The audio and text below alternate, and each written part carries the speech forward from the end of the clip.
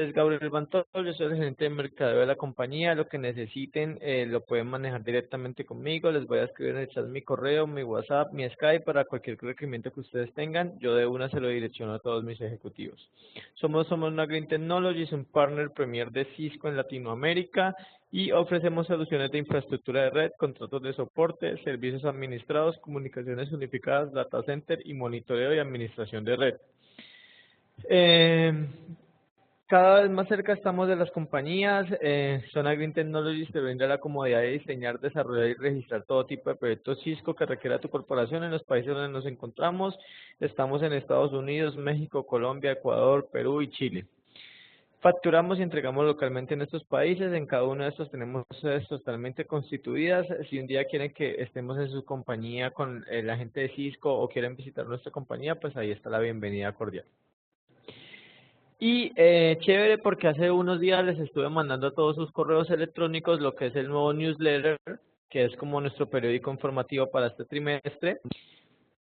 Todo, si usted quiere asistir con nosotros a Cisco Live Las Vegas, por compras mayores a $30,000, usted puede asistir. O también en nuestro miércoles de jueves vamos a comenzar a regalar, pues como para participar en una premiación que hacemos al final del mes, con un cupo todo incluido. Es una experiencia maravillosa, es súper chévere. Cisco te va a actualizar con todo lo que es los nuevos productos y verticales, te va a dar unas capacitaciones bien interesantes y pues qué mejor que ir a Las Vegas con todos los gastos pagos y Zona te lo trae este año también. Tenemos un servicio de monitoreo Zona, es 7x24.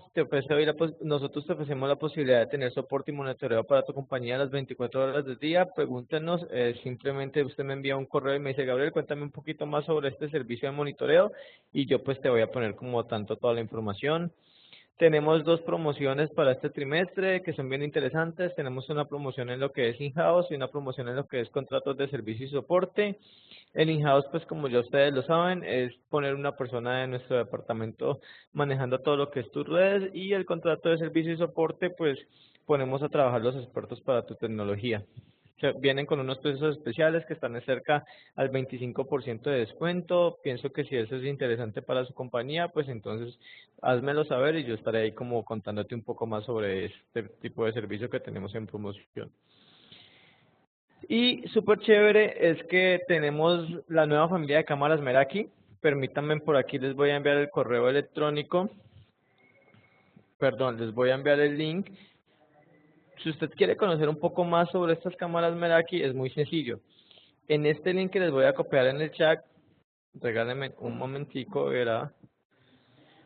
Usted simplemente debe meter la clave, el usuario y la clave que le voy a dar, que es omar.cortes.com.co. Les dejo aquí el link. Es posible que se metan a ese link. Les voy a dar el usuario y la contraseña.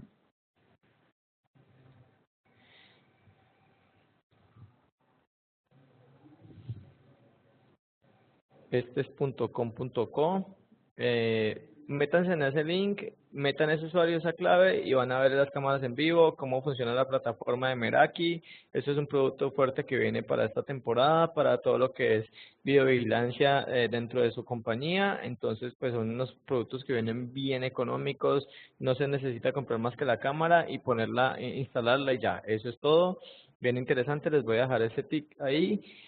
También igual en el newsletter se los estuve contando. Entonces, bueno, sigamos. Y ya hoy, como miércoles 15 de febrero, vamos a continuar con el curso CCNA. Trabajaremos lo que es el módulo 2, introducción a las redes de comunicaciones. Trabajaremos hoy lo que es conmutación, enrutamiento, redes conmutadas, conceptos básicos, VLANs, enrutamientos de red, aseguramientos de red. Y tenemos un premio pues al final, como siempre, que es una tarjeta para que usted pueda salir a un restaurante con una persona y comer algo bien delicioso. No siendo más, recuerden que a partir del próximo lunes ustedes en nuestra página de YouTube van a tener todas las capacitaciones que hemos venido haciendo CCNA montadas en nuestra página de YouTube. Es muy sencillo, solo ingresan a YouTube, ponen Zona Green Technologies, ahí se va a encontrar nuestras capacitaciones y bueno, las puede compartir a la gente que quiera. Mis ejecutivos de cuenta para cada país, tengo lo que es Diana Buccelli para Perú, Juliet Salcedo de Ecuador, Eduardo García lo que es Chile, Alexandra Marín México, Omar Cortés maneja lo que es en Colombia las cuentas de Valle de Cauca y Bucaramanga, Paula Valencia en Colombia maneja lo que es Bogotá y zona central, Camilo Muñoz maneja lo que son las cuentas de Medellín y Cristian Arroyo todo el tema de licitaciones. Con ustedes, Gabriel Bantol, yo soy el gerente de mercadeo. Les voy a dejar por aquí los daticos míos para lo que ustedes puedan necesitar. Y le vamos a dar el paso a Camilo Villota, que es la persona que nos va a dar la capacitación del día de hoy. Él es nuestro gerente de Prevente y está siempre disponible para ustedes, ¿vale? Muchas gracias a todos y que tengan muy buena capacitación.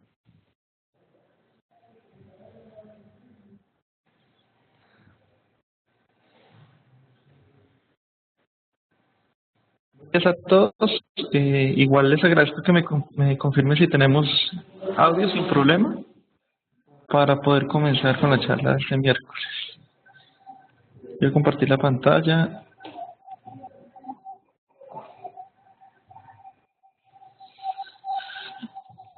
Ya les deberá estar apareciendo la pantalla compartida, ¿no es cierto? Me imagino que ya debe estar visible para todos. Bueno, pues siguiendo continuando con los temas que estamos revisando este mes, pues digamos que la idea es empezar a revisar los temas, digamos que iniciales, los conceptos básicos, la parte de fundamentación, que esos son, digamos que aspectos que uno más adelante va a empezar a utilizar de manera casi que, por decirlo así, poco perceptible, pero cuando uno tiene claro la parte de fundamentación, aplicarlo, pues digamos que ya utilizar los dispositivos y empezar a configurarlos entendiendo lo que se está haciendo, digamos que tiene ya otro contexto un poco más claro de lo que se está realizando en cuanto a la programación de los equipos y no hacerlo de manera digamos que programada, ¿no? Simplemente con ver una lista de comandos ejecutables y entender realmente qué es lo que se está ejecutando en los equipos. Por esa misma razón, entonces, digamos que esa etapa inicial de fundamentación está basada en ese modelo OSI que estamos revisando desde hace un par de días. Habíamos quedado entonces que revisando entre esos niveles, íbamos por acá en la parte de direccionamiento IP, en la capa de red, siendo digamos que esto es uno de los puntos más importantes dentro de esas capas del modelo, en donde uno tiene que tener un poquito más de cuidado o de foco en realidad, porque digamos que ya la parte de certificación es uno de los puntos en donde más tiene que tener en cuenta cuáles son los aspectos, digamos, de arquitectura que se deben establecer para poder comprenderlo mejor. Y de hecho, digamos que esto es uno de los dolores de cabeza para muchas de las compañías porque no hay un establecimiento claro de qué es lo que se está haciendo con los esquemas de direccionamiento que se están utilizando en las compañías y eso genera unos dolores de cabeza bien grandes porque a la hora de ya tratar, digamos, de organizarlos, se dan cuenta pues que necesita una reestructuración del direccionamiento, una redistribución de direcciones asignadas, bueno, etcétera. Muchas cosas ahí que digamos implican una tarea de doble esfuerzo que se debió o que se pudo haber subsanado desde un principio. Entonces, en los aspectos básicos, digamos que actualmente, aunque se está considerando el uso del direccionamiento IP versión 6, ¿no es cierto? Que ese no es el boom todavía. Y no es el boom todavía porque hay que tener en cuenta cuál es el aspecto por el cual yo tengo que decidir migrar a ese esquema de direccionamiento. No solamente, o sea, no es solamente porque por moda tengo que utilizarlo, sino porque realmente va a generar un impacto sustancial a la arquitectura de red que yo tengo. Por eso están esos dos direccionamientos.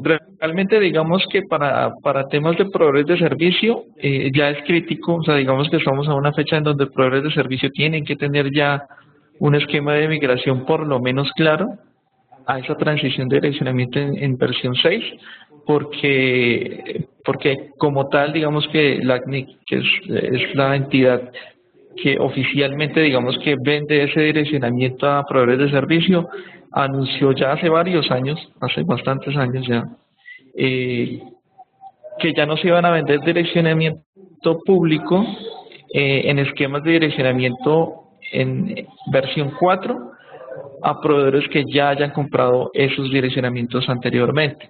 Es decir, que las direcciones IP versión 4 públicas en Internet para proveedores solamente se pueden vender a proveedores nuevos que no hayan adquirido direccionamiento público anteriormente. Eso fue uno de los comunicados que yo alcancé a conocer de la DACNIC. No sé qué ha pasado en este tiempo, pero me imagino que no ha cambiado porque igual digamos que la necesidad de cambio de esa transición de direccionamiento es importante porque digamos que ya ese esquema se está terminando. Entonces se está haciendo mucha fuerza para que el direccionamiento IP versión 6 sea utilizado a nivel de proveedores de servicio. A nivel local, a nivel de red LAN, por ejemplo, ya la parte corporativa de usuario final, no tiene una implicación de mayor impacto, es decir, que no hay una necesidad de transición tan fuerte como en la parte pública, porque es un ambiente mucho más controlado. O sea, es decir, el direccionamiento local a nivel corporativo nunca va a salir a Internet. Por esa misma razón, yo puedo jugar con ese esquema de direccionamiento como yo quiera hacerlo. Y si se está terminando, pues lo puedo reestructurar en los mismos esquemas de direccionamiento que yo puedo utilizar localmente. O sea, que es decir, por ese lado, no hay una necesidad clara de tener que migrarnos a direccionamiento IP versión 6. Sin embargo, pues la comercialización de los dispositivos ya tienen esa arquitectura. Por ejemplo, en la serie de Catalyst encontramos que ya los equipos vienen por defecto con el soporte de los stack IP versión 4 y IP versión 6 de forma nativa.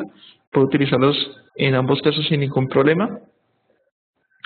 Y para eso digamos que sí es importante tener en cuenta de que si yo ya tengo en mi arquitectura la necesidad, no sé, por alguna razón, en un esquema de direccionamiento en versión 6, pues tengo que considerar que los dispositivos que tengo en la red soportan esas configuraciones, ¿no?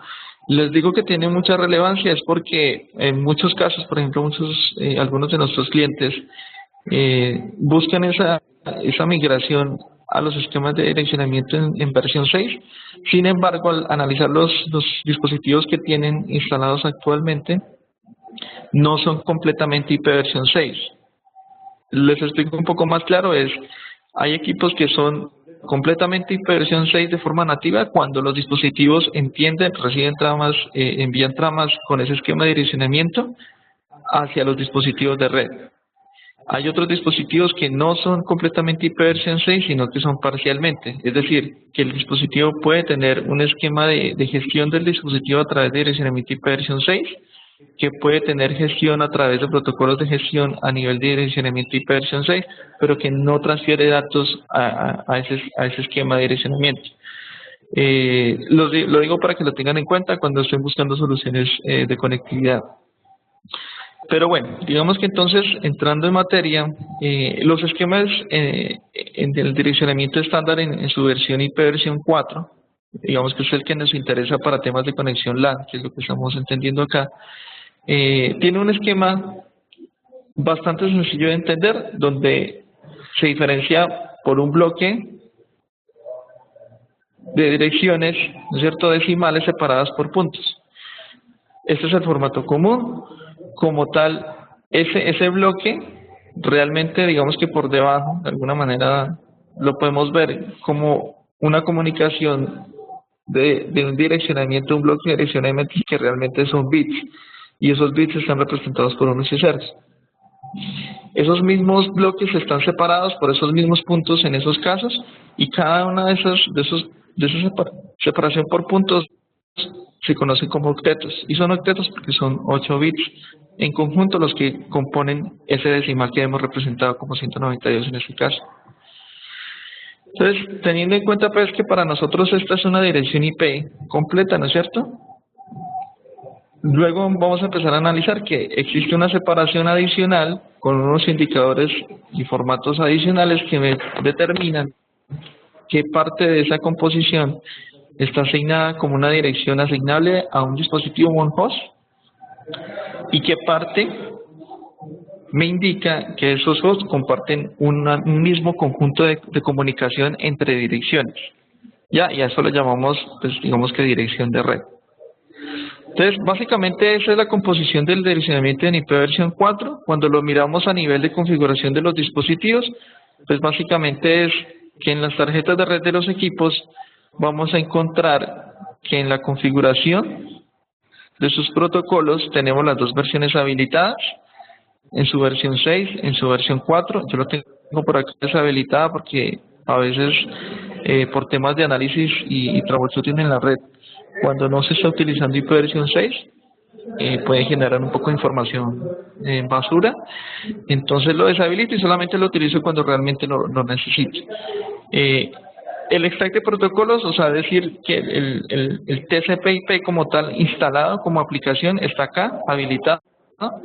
Y digamos que dentro de las opciones de configuración, pues están la información que acabamos de mirar, la dirección IP, la máscara de subred y una puerta de enlace asignada. Y por acá valores de servidores de DNS que les comentaba, pues son los que le permiten a uno hacer la resolución de nombres de dominio de manera automática. Listo. Entonces, teniendo claro esto, realmente digamos que cuando empezamos a entender este tema de direccionamiento, lo primero que hay que entender es que es una conversión, ¿no es cierto? Digamos que la estructura como tal de las direcciones IP son estructuras que están basadas en bits. Y esos bits son números binarios que tienen una transición de 1 a 0. 1 y 0, perdón. Entonces, teniendo en cuenta eso, digamos que realmente lo que tenemos en comunicación es este formato que tenemos acá en números binarios. Pero para fácil entendimiento necesitamos hacer esa traducción para números decimales, que para nosotros es mucho más fácil de comprender. Entonces, esa traducción como tal, esa conversión, es la que permite hacerse a través de esta tablita que vemos acá, que es prácticamente que regla para poder comprender cómo hacemos la conversión. Y es básicamente que como como los números binarios están basados en una potencia de 2, es decir que entonces en esos casos cada vez que armamos esta tabla estamos haciendo esa base, o sea, decimos bajo la potencia de 2, entonces empezamos a escalar los números. Entonces a la 1, a la 2, a la 3, a la 4, a la 5, a la 6, a la 7 nos da esas posiciones como tal en esta tabla que nos empieza a representar los números decimales. La suma de esos valores de bits positivos en este cuadrito es el que nos permite a nosotros ya representar los números decimales al final, ¿no es cierto? Es decir, por ejemplo, en estas posiciones dentro de esta tabla, que al final, mira, yo si los puedo rayar acá. En esta tabla como tal, ¿no es cierto? Realmente lo que tengo aquí, esto que tengo aquí, es un octeto. O sea, es decir que tengo 8 bits aquí. Los 8 bits están aquí. 2, 3, 4, 5, 6, 7 y 8. Es decir que esta cantidad de bits es la que me permite tener una representación de un valor decimal máximo, ¿no es cierto? Y ese valor decimal máximo tendría que ser esa base 2 elevado a la potencia de las posiciones que tenemos 8. ¿No es cierto? En este caso entonces, y teniendo claro eso, cada posición me representa ese 2 a la X en valor decimal. Entonces en este caso tenemos 1, 2, 4, 8 y hasta llegar a 128, que vendría siendo la posición 7 en esa tabla de números binarios. Entonces cada vez que yo tengo, por ejemplo, un valor decimal, ese valor decimal tiene una representación en número binario. Entonces, por ejemplo, en este caso me están dando este número decimal, que es el 245. Eso quiere decir que esa representación decimal lo puedo convertir a número binario. Y esa representación a número binario es básicamente empezar a posicionar bits positivos, o sea, unos, en los cuadros de representación de esta escala que yo tengo acá, hasta que me den este valor. Es decir que acá en este caso, por ejemplo, el 245 es la suma de 128 más 64 más 32 más 16 más 4. Es bastante sencillo, simplemente es tener en cuenta cuál es el decimal que estoy buscando y empezar a representarlo a través de la suma de los valores de las posiciones que yo tengo acá arriba. ¿Listo? Obviamente tengo una capacidad máxima, que es la representación de la base por el número de bits que yo tengo a representar. ¿Listo? E información igual más adelante que vamos a detallar. En este caso entonces, por ejemplo, si ya tengo este 245, para mí es mucho más sencillo entender que si me están pidiendo, por ejemplo, el 246, lo único que tengo que, 246, lo único que tendría aquí que tener en cuenta es que mantengo las posiciones que tenía sobre este valor decimal, es decir, lo que yo tengo aquí, y lo único que simplemente hago es sumarle un número más. Y ese dígito adicional viene siendo el 1, que sería este que está acá, este que está aquí, a través de este bit. Con eso ya convierto ese 245 en 246. ¿Listo? Sigamos entonces. De esta manera entonces al final la notación decimal de las direcciones IP versión 4, por ejemplo, que es lo que yo tengo al final acá, esto que está aquí, tengo esa misma representación pero en números binarios, que es lo que yo tengo en la estructura que está definida en el cuadro que está acá. ¿Por qué es importante tener en cuenta y por qué digamos que se molesta tanto en los temas de conversiones entre decimal y binario y viceversa? Es porque el direccionamiento IP incluye más información que necesitamos identificar a la hora de armar una arquitectura de direccionamiento. ¿Listo? Sigamos acá.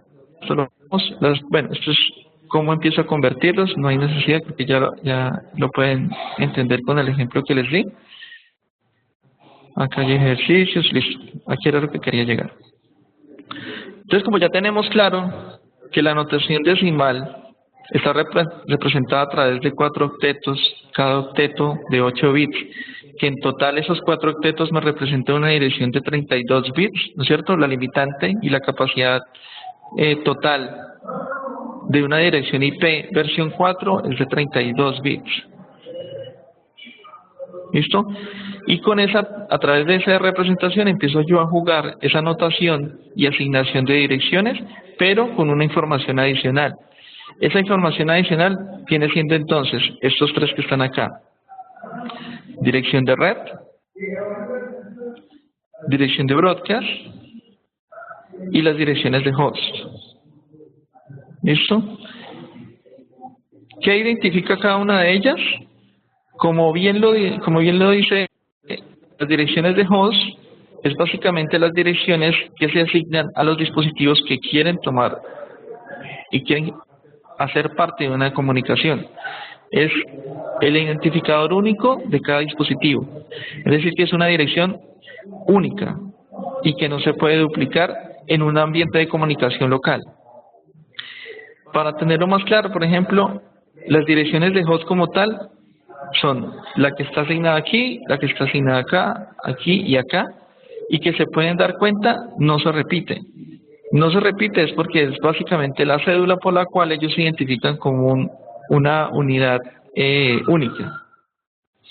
¿Listo? A eso hace referencia las direcciones de host. Las direcciones de broadcast entonces son la asignación de una dirección o la representación de una dirección única por la cual todos estos señores que están acá se pueden comunicar masivamente. Es decir, que ellos tienen una dirección única, que en este caso, por ejemplo, es la que está aquí. Y a través de esa única dirección, este señor puede enviar un mensaje a este de manera simultánea. ¿Listo? Entonces, eso viene siendo una dirección de broadcast. La identificación de una sola dirección IP por la cual se puede comunicar masivamente a otros dispositivos.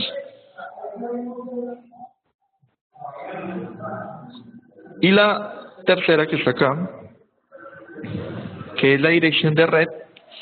Esta dirección de red entonces es la que me permite identificar, y volvemos al ejemplo acá, quiénes hacen parte del mismo grupo de comunicación.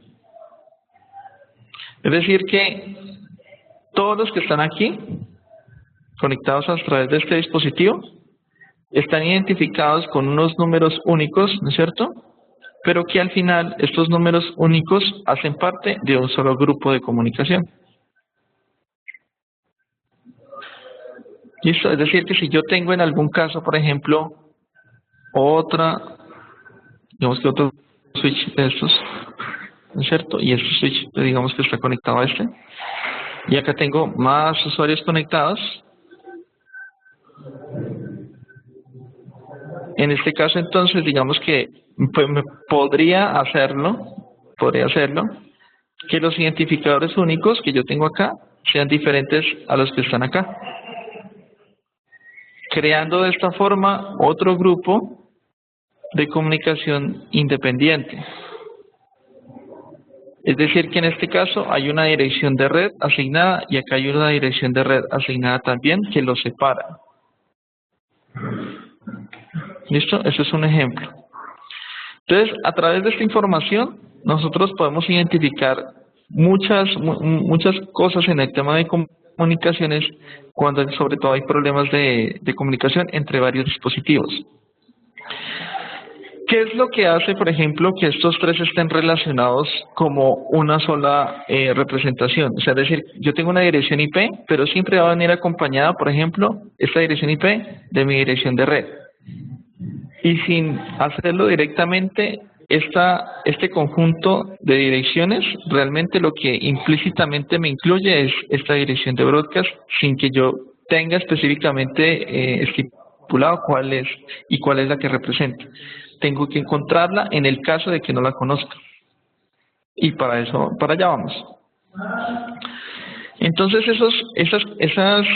esos grupos de comunicación, ¿no es cierto? Que yo les decía, que son los que me permiten representarse a través de la red. Si yo tengo varios, puedo tener los que yo quiera. Cada uno de ellos están representados a través de la dirección de red por medio de un prefijo. Y el prefijo es que yo tengo la dirección IP, ¿no es cierto? Que es la que tengo acá, de mi host como tal, y esta IP yo la acompaño con slash, que me indica cuál es el prefijo de red. O sea, es decir, yo qué notación decimal tengo de mi prefijo de red asignado.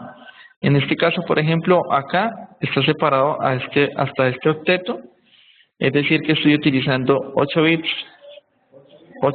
y 8 bits. O sea, tengo aquí 24 bits. Y esos 24 bits me indican acá que el prefijo debe estar en 24. Y eso es lo que yo tengo al final acá, que es donde estamos avanzando. La utilización de los prefijos me representan los diferentes grupos de comunicación. ¿Ya? Prefijo 24, prefijo 25, 26, 27. Y cada uno de ellos entonces tiene una información de rangos.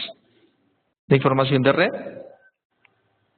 las direcciones asignables para los dispositivos de red, o sea, las direcciones de host, y cuál es la dirección de broadcast. Si ven, el cuadro que está acá se vuelve un poquito más complejo, pues en últimas es lo mismo que yo tengo acá. Listo. Sigamos más adelante para que empezamos a entender mejor. Entonces, por ejemplo, eso no lo hagamos todavía. Por ejemplo, entonces, para empezar a entender qué es lo que está pasando en esos temas de asignación, hay que también conocer los métodos de transmisión. En las comunicaciones de red, por ejemplo, hay 3 métodos de comunicación. La primera es la transmisión única, que es donde yo puedo enviar un paquete directamente hacia otro dispositivo, cuando lo conozco. Las transmisiones de múltiples o las de broadcast limitados también me permiten enviar comunicaciones dirigidas a varios dispositivos que yo quiero enviar esa comunicación. Y las transmisiones de múltiples es básicamente de manera asignada y establecida fijamente a que yo puedo transmitir datos a varios dispositivos simultáneamente. ¿Listo? ¿Por qué es importante conocer esos métodos de transmisión? Es porque ambos tienen una implicación y tienen un impacto en la transmisión de la red. Mientras que este método de comunicación, por ejemplo, que les indicaba, es un método de transmisión que no me ocupa y no me genera mucho ruido en la red, ¿no es cierto? Porque estoy haciendo una comunicación directa, donde el dispositivo solamente tiene que procesar un solo paquetico. En los broadcasts, por ejemplo, eso ya no sucede. Eso implica una sobrecarga, ¿no es cierto?, de tráfico donde el paquete entra a ser procesado de manera simultánea por muchos puertos. Y no solamente, digamos, que hace una carga de procesamiento sobre el dispositivo, sino sobre los medios también. Entonces observen que los medios tienen que ser utilizados así el paquete no sea dirigido a ellos. Listo, y en las transmisiones de multicast, mientras que digamos que son un poco más comunes y entendibles, por decirlo así, estas transmisiones de multicast a nivel de LAN local no son normales.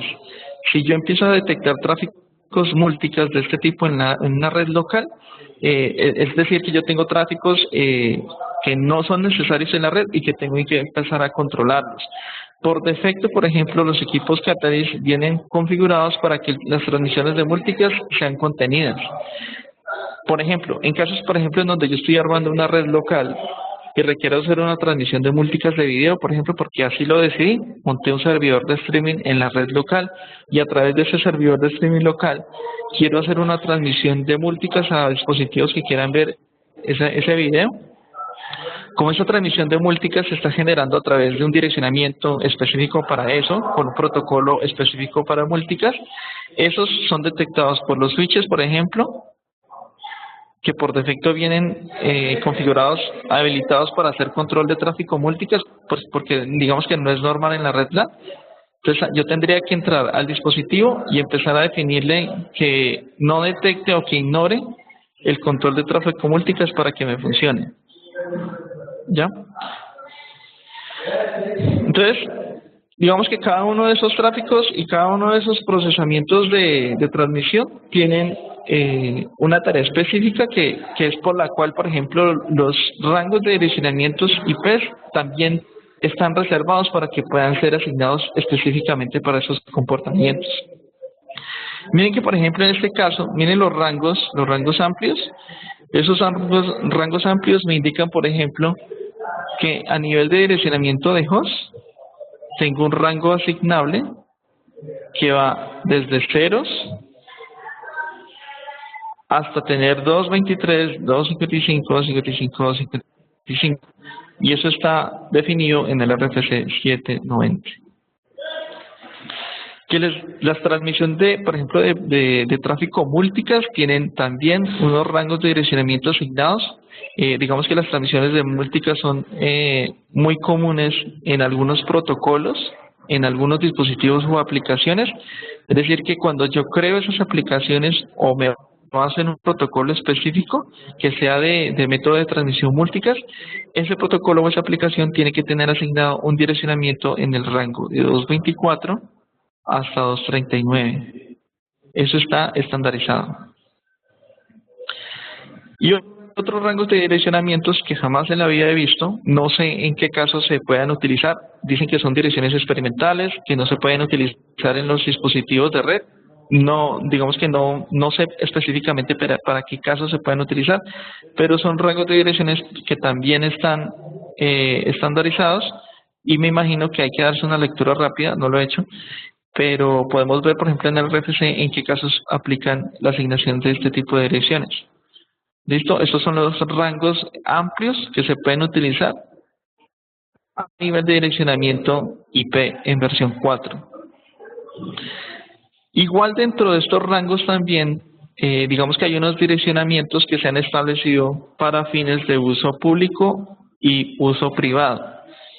Los direccionamientos asignables para uso público, por ejemplo, son direccionamientos que básicamente están basados en transmisiones de Internet. O sea, es decir, que Internet ya ha establecido unos rangos de direccionamiento en IP versión 4 que ya están definidos como públicos. O sea, es decir, que pueden ser enrutados a través de Internet y que pueden ver el contenido que está circulando en Internet. Esos direccionamientos públicos no están establecidos, digamos que de manera fija, por decir que de la 0x está hasta la 0x y eso es público, no, se hace a la inversa.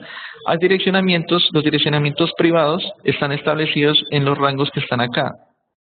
Voy a quitar esto aquí, un segundo. Listo. Los rangos, un momento. Ya, los rangos de direccionamiento privado, por ejemplo, establecidos son los rangos, por ejemplo, para la parte privada en donde van de la dirección 10.0.0.0 a la dirección 10.55, 55, 55 con un prefijo de 8. O sea, con una máscara de red con un prefijo de 8 bits. Un octeto. El siguiente rango está de 172.16.00 a 172.31, 255, 255 con un prefijo de 12 bits. ¿Listo? Y el último rango está de 192.168.00 hasta 255 con un prefijo de 16. Esto que está aquí son los direccionamientos privados establecidos y controlados. O sea, digamos que esto está estandarizado. Pero ¿qué pasa entonces? En muchos casos, por ejemplo, hay un desconocimiento de cuáles son los rangos privados asignables a nivel, digamos, local, donde yo puedo jugar con ellos de la forma en que yo quiera. Y como no se tienen en cuenta, como muchos de nuestros clientes, por ejemplo, no los conocen, a veces tienen problemas de comunicación porque se han asignado direccionamientos que no están dentro de esos rangos y los han puesto localmente. ¿Cuál es la implicación? La implicación es entonces que si yo tengo,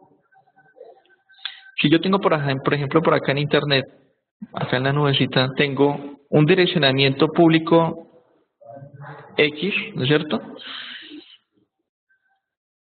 Y este direccionamiento público X, que es el que está, digamos que, permitiendo la comunicación hacia Internet y que está fuera de estos rangos que acabamos de ver, es un direccionamiento que funciona, ¿no es cierto? Y que, digamos que esta IP pública, que está fuera de este rango de direcciones privadas, está configurada sobre una página web, ¿no es cierto? Acá. Listo. Esta es la IP que me permite abrir esa página web. ¿Qué pasa entonces cuando de manera errónea el administrador de red, por ejemplo, dice, bueno, vamos a coger una dirección IP y vamos a asignarlas a todos estos que tenemos acá? Y esa persona no considera los rangos asignados para tráfico privado y lo que hace es asignar un direccionamiento que no está dentro de este rango y que coincidencialmente hace un match con esta dirección pública. Entonces, digamos que el usuario lo que hace es poner la dirección X porque no sabe los rangos y la puso a funcionar a través de la red local, por acá.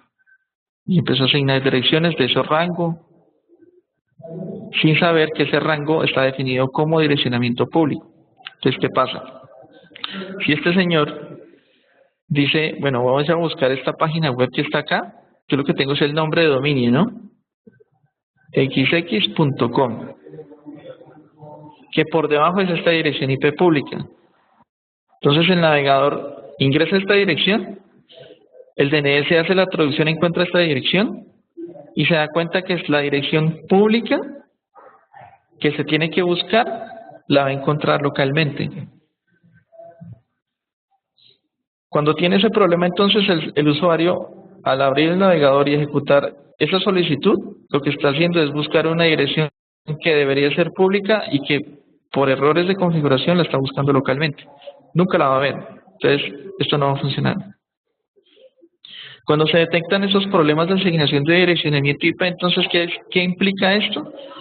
Volver a hacer una reestructuración del direccionamiento donde yo haga ya un uso del direccionamiento privado correctamente y lo asigne acá localmente. ¿Listo? Y esto es, curiosamente, uno de los errores más comunes en muchos de los clientes que tienen problemas de conectividad hacia Internet. no alcanzo el dominio X, busque en el servidor de dominio, busque el proxy, cuando en realidad el problema está es a nivel de direccionamiento. ¿Listo? Por eso es importante tener en cuenta cuáles son los rangos asignados a comunicaciones públicas y comunicaciones privadas. ¿Listo? Acá hay unos ejemplos de cuáles son direccionamientos públicos, simplemente viendo los rangos uno se puede dar cuenta. ¿Listo? Además de eso, y eso también se me presentó un caso que conocí particular sobre el uso de direccionamientos especiales.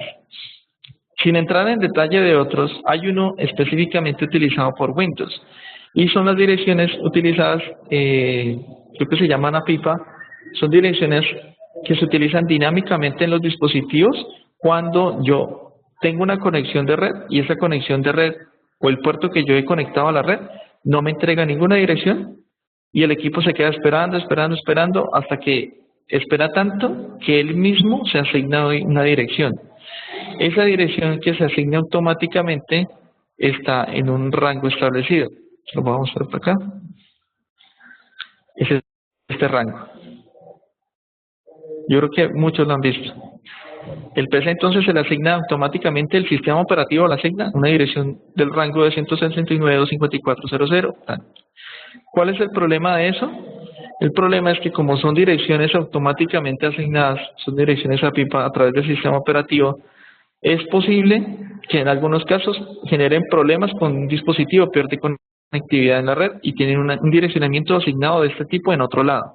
Digamos que se hace una duplicidad de direcciones y esto puede generar un problema. En algún caso, en una configuración de direccionamiento de unos clientes, vi este problema, que casi no se encuentra el problema hasta que se detectó que es cuando se pierde conectividad en la red, que los equipos empiezan a generar una duplicidad de direcciones. ¿Listo? Porque esto lo hace directamente el equipo sin que nadie se lo diga. Entonces es importante tenerlo en cuenta.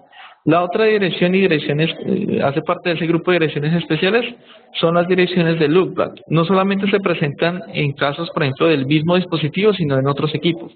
Entonces, direcciones de loopback, ¿a qué hace referencia? Es básicamente a eso.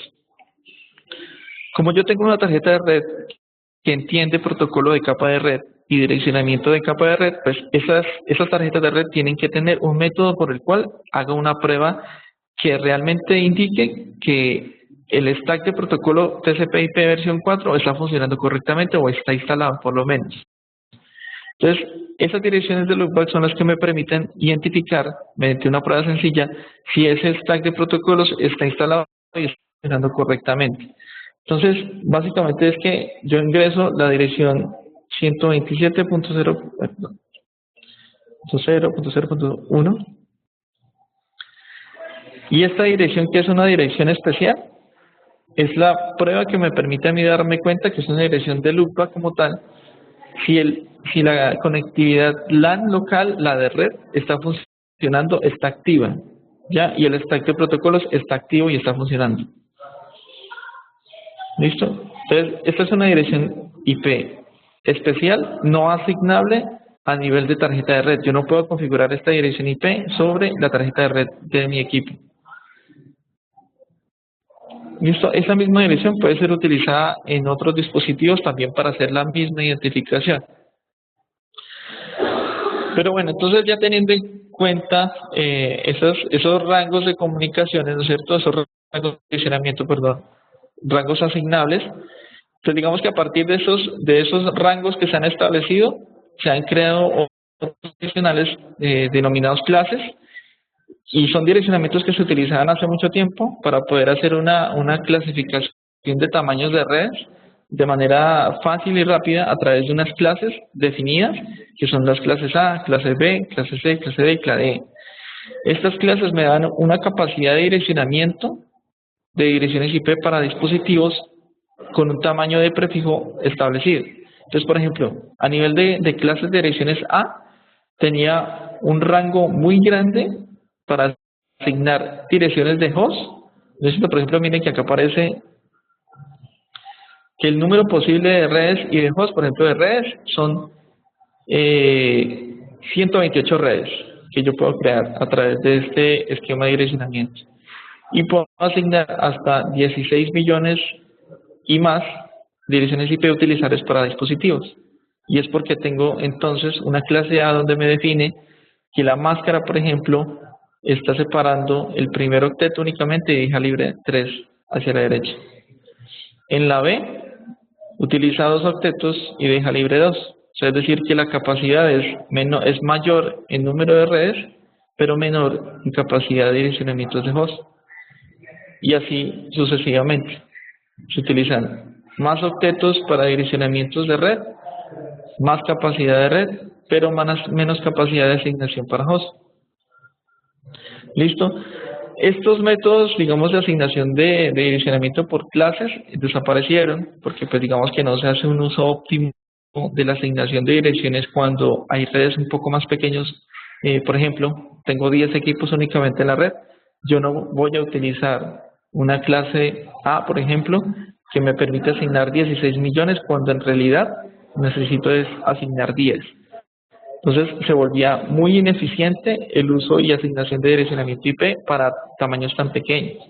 Entonces lo que se hizo es generar digamos que una configuración de direccionamiento sin clase, o sea que ignora las clases como tal, y lo que hace es mediante unos prefijos variables, puede utilizar direccionamientos IP más pequeños.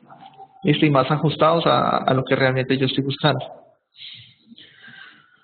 Lo más importante ahí y digamos que lo más interesante de esto es que yo normalmente lo que hago es que yo puedo hacer una segmentación, ¿no es cierto? Eso es parte, por ejemplo, de la arquitectura de red, una segmentación de esos direccionamientos por propósitos, por ejemplo.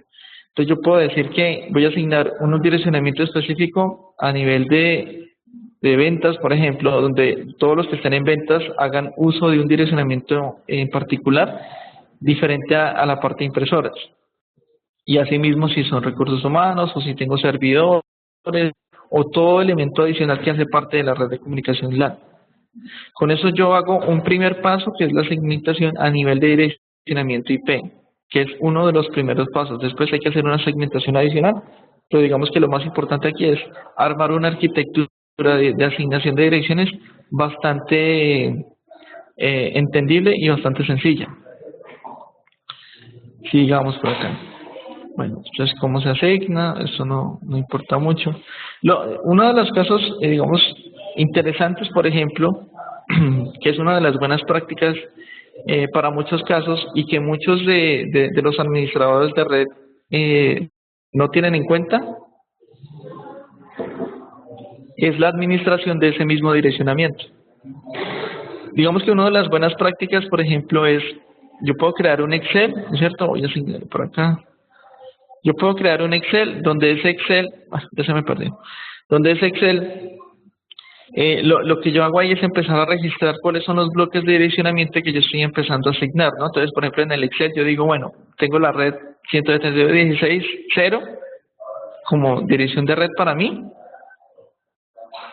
que sería esta, y el siguiente bloque, pues lo armo por acá, en el mismo Excel, y empiezo a identificar cuáles son direcciones para los servidores de red, cuáles son direcciones para los periféricos de red, cuáles son para los dispositivos de comunicación de red, bueno, en fin. Y esto, tenerlo, digamos, plasmado en algún documento donde yo tengo claro cómo está configurado y no empezar a resolver las cosas solamente cuando se presentan.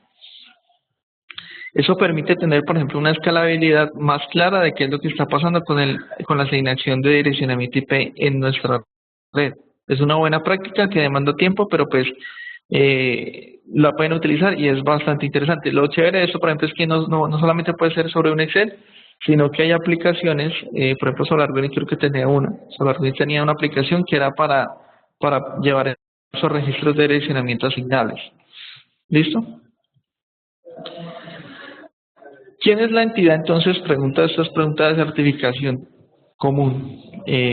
¿Cuál es la entidad que globalmente regula la asignación de direccionamientos IP a nivel mundial? Es la IANA, ¿no es cierto? Pero la IANA, como es un ente global, tiene que empezar a sectorizar cómo empieza a asignar de manera un poco más regional, por decirlo así, ese control de asignación de direccionamiento. Entonces se parten por regiones. Entonces está la región de África, la región del Pacífico, la que corresponde a nosotros, la de América Norte y la de Asia Central. La CNIC, por ejemplo, es la entidad que nos regula a nosotros la dirección y por la cual, digamos, los proveedores hablan con ellos para poder hacer uso y compra de esos direccionamientos públicos, por ejemplo. Entonces, ellos son el ente como tal que regula el control de asignación de direccionamientos públicos en Internet. ¿Cómo lo hacen? Digamos que los proveedores están también sectorizados. Eso está, digamos, de una estructura jerárquica que no es como está aquí, es un poco más compleja, pero digamos que en general hay que entender, por ejemplo, que hay 3 niveles en esencia de esos carriers de Internet que encontramos sobre el planeta. Entonces, los de nivel 1, por ejemplo, son los carriers, los más grandes, que tienen conexión directamente hacia el backbone de Internet. Son los que normalmente ponen esa conexión hacia los cables marinos o los cables de conexión entre países. ¿No es cierto? Entonces, esos carriers de primer nivel son los que únicamente hacen esa conmutación de tráfico masivo a nivel de continentes, por ejemplo. Esos carriers, digamos que revenden, por decirlo así, los servicios de conectividad a otros carriers de segundo nivel que no tienen, digamos, la capacidad de tener una conexión directamente al backbone de Internet, pero que tienen que hacer lo pueden hacer a través de este proveedor de primer nivel, que les vende un ancho de banda específico a ellos para que ellos lo revendan a otros proveedores o a otros clientes. ¿Listo? Y los proveedores de tercer nivel son los proveedores que dependen del segundo nivel siempre para poder tener conexión a ese backbone de Internet de manera indirecta. Lo curioso, por ejemplo, es que, digamos que si vemos la arquitectura real, vamos a encontrar proveedores que están por debajo de estos 3 niveles, porque otros proveedores dependen de otros proveedores y esos mismos hacen uso de una reventa de conexión de proveedores de primer nivel. Ya, pero digamos que en el caso de Colombia, por ejemplo, hay 2 o 3 proveedores que son de primer nivel porque ya tienen conexión hacia los cables submarinos y salen por la conexión que se desprende de los backbone y las 2 salidas que tenemos acá en el país. ¿Listo? El direccionamiento IP versión 6, por ejemplo, pues digamos que tiene una función principal y es poder hacer un uso más amplio de la asignación de direcciones para los hosts. O sea, no limitarnos en lo que les decía, no limitarnos en las capacidades asignables que uno encuentra sobre el direccionamiento público en Internet, sino tener un rango más amplio para poder asignarlo de manera más eficiente. Adicionalmente a esto, digamos que se eliminan unos métodos de comunicación. Por ejemplo, el broadcast no existe a nivel de direccionamiento IP versión 6, es decir, que en las transmisiones de red local, por ejemplo, se eliminaría completamente el tema de broadcast si yo estoy utilizando el direccionamiento a través de IP versión 6, que es algo bastante interesante. Por ejemplo, IP versión 6 tiene ya un método de seguridad implícito sobre el mismo encabezado de los paquetes de direccionamiento IP versión 6 que los asegura. Eso me da mucho más, digamos, mayor confiabilidad comparado a lo que es en versión 4. Pero bueno, y el esquema de direccionamiento es mucho más grande. Al final, por ejemplo, y la pregunta típica es, ¿cuál es la capacidad de qué? La capacidad máxima de direcciones en bits que uno encuentra sobre un encabezado IP versión 6 y es de 128. O sea, es decir que mientras que yo tenía en IP versión 32 bits, porque eran 8 octetos, acá son 128 bits en solo un paquete de dirección IP. Listo, es mucho más grande, mayor capacidad de asignación, comparado a lo que yo tengo entonces a nivel de direccionamiento IP versión 4. Entonces, lo más importante, por ejemplo, es saber de dónde sale la dirección IP realmente que estoy utilizando en la red, ¿no? Eso es lo más importante, porque normalmente a uno le dicen utilice esta dirección IP, pero uno no sabe si esa pertenece a una red, si hace parte de un grupo de comunicación específico o está agrupado en otro lado y por eso es que no se están logrando comunicar. O sea, es decir, por ejemplo, si yo tengo un grupo de asignaciones en 2 grupos diferentes, el señor que está configurado con una dirección IP que hace parte únicamente de este grupo no va a poder ver de ninguna manera ver a alguien que está en un grupo separado, a menos de que tenga elementos acá adicionales que lo permita hacer. Pero por defecto, digamos, si estamos en dos grupos de direcciones independientes, yo no puedo tener esta comunicación.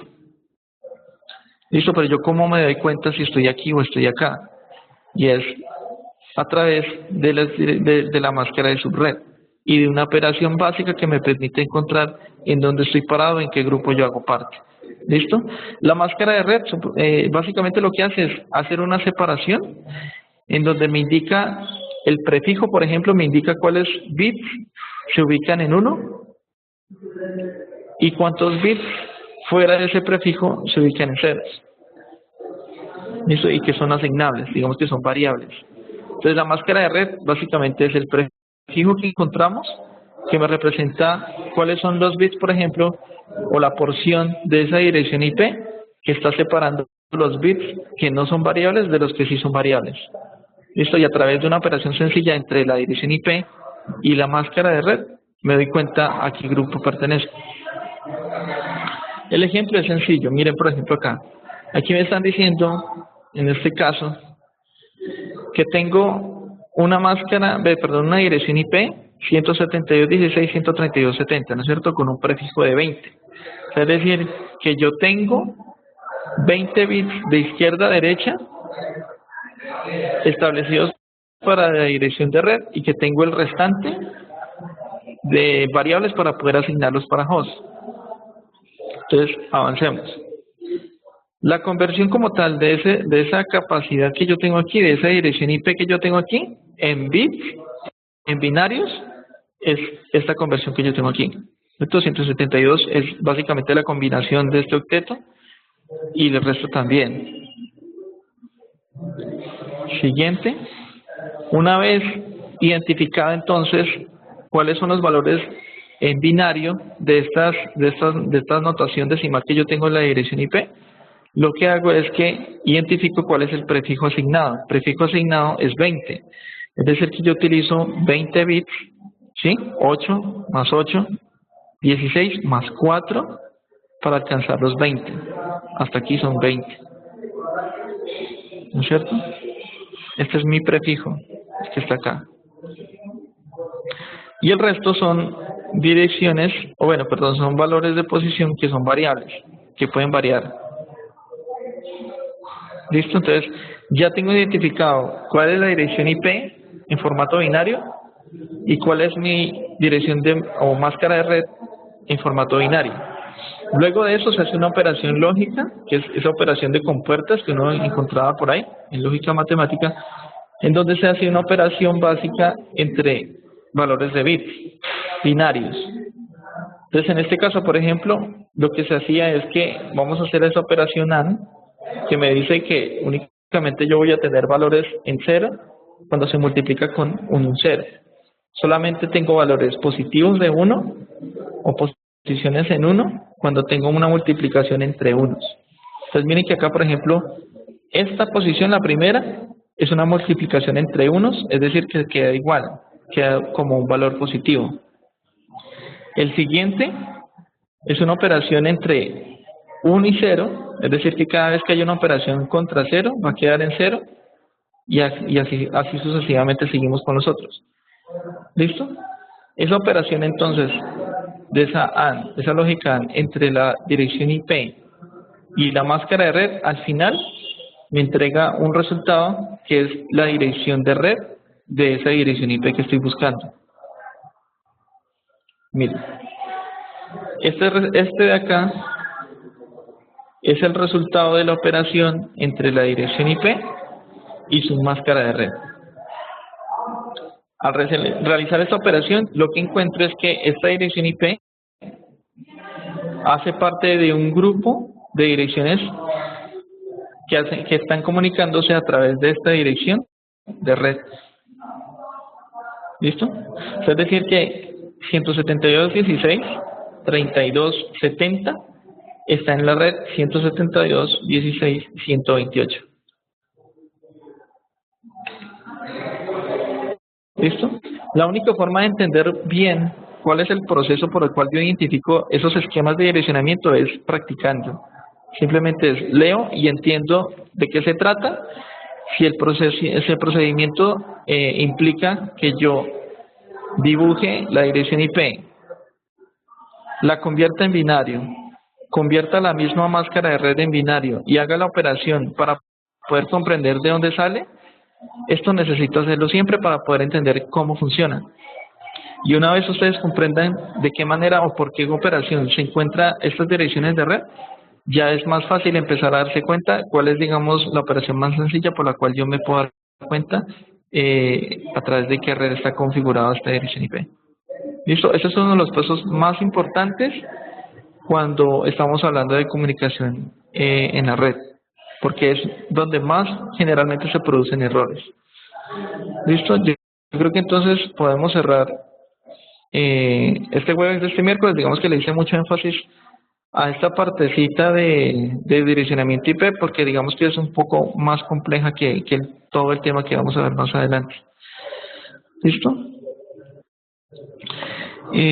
Listo, bueno, creo que no hay preguntas por acá, no veo.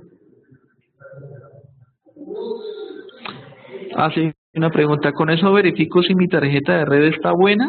Sí. O sea, realmente mediante el comando ping, por ejemplo, ping a la dirección 127.0.0.1, a esa dirección de loopback, yo con eso me doy cuenta que, por ejemplo, la tarjeta de red tiene conectividad y está encendida.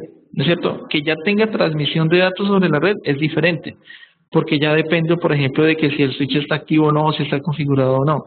Pero ya con eso me di cuenta que la tarjeta de red funciona y está bien. ¿Tiene conocimiento de cuáles son esos proveedores de primer nivel?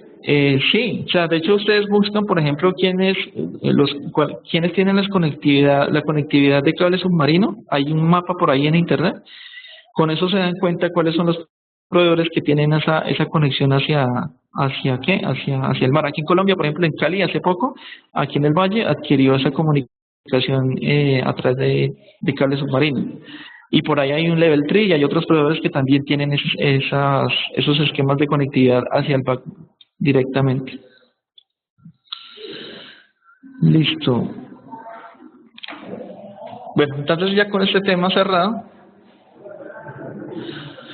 la pregunta es bastante sencilla y es básicamente que nos indiquen a través de preguntas y respuestas cuál es la entidad a nivel global que permite la regulación del direccionamiento público asignable a través de los proveedores de servicio.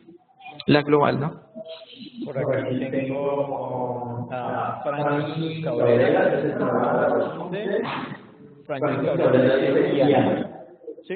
Correcto, así es. Perfecto. Franklin, muchas gracias por haberse conectado, por meter la participación, por responder el primero. Después de Franklin nos contestó Jaime Ortega. Después de Jaime Ortega, que también contestó Diana, contestó Jofre Velasco, Brian Moyano, Diego B, Ángel Acevedo, Fernando Díaz, Alexander Castaño, David Arturo. Muchas gracias a todos, pero pues el primero fue el señor Franklin Cabrera. Franklin, te pido por favor que me envíes un correo a mercadeo@zonaplasma.com contándome de qué empresa eres y pues, manifestándome que fuiste ganador del día de hoy para entregarte el curso de certificación CCNA y el tener esta tarjeta para que puedas estar en un restaurante con un acompañante con todo un pago que te invita con alguien más maravilloso. Muchas gracias a todos por haber conectado, casi 100 personas que estuvieron el día de hoy. Súper chévere, Pedro, ya estamos despidiéndonos, nos vemos el próximo miércoles de jueves. Muchas gracias por estar aquí capacitándose y ojalá sigamos volviendo. Recuerden que mi nombre es Gabriel Mantol y Camilo Villota fue nuestro gerente de prensa y encargado de la capacitación el día de hoy. Muchas gracias a todos.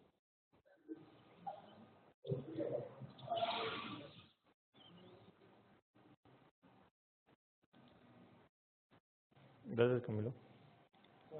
Casi 90, ¿viste?